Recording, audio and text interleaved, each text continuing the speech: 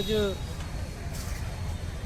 గత టీడీపీ ప్రభుత్వంలో 2014 నుంచి 2019 వరకు సొంత స్థలం కలిగి గృహ నిర్మాణం చేపట్టిన వారికి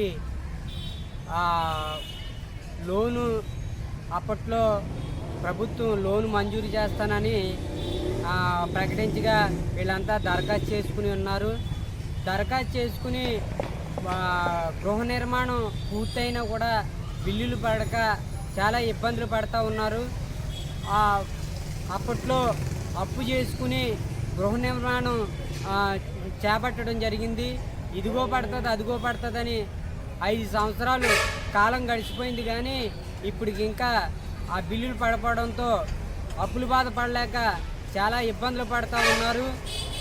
ప్రభుత్వం గత వైసీపీ ప్రభుత్వం ఈ విషయంలో అయితే అసలు పట్టించుకునే లేదు. ఇప్పుడు మరలా చంద్రబాబు నాయుడు గారు కూటమితో అధికారంలోకి వచ్చారు కనుక వీళ్ళ యొక్క బాధలు అర్థం చేసుకుని ఇప్పటికైనా బిల్లులు చెల్లించి వీళ్ళని రుణ విముక్తుల్ని చేయాలని ఈ సందర్భంగా కోరుతూ ఉన్నాం.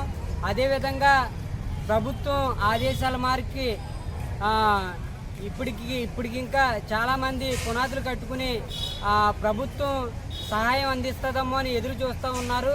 అలాంటి వాళ్ళకి కూడా దరఖాస్తులు త్వరగా సేకరించి వాళ్ళకు కూడా ఎలిజిబుల్ లిస్టులో పెట్టి లోన్ శాంక్షన్ చేయాలని మేము సిపిఐ తరఫు నుంచి డిమాండ్ చేస్తూ ఉన్నాం.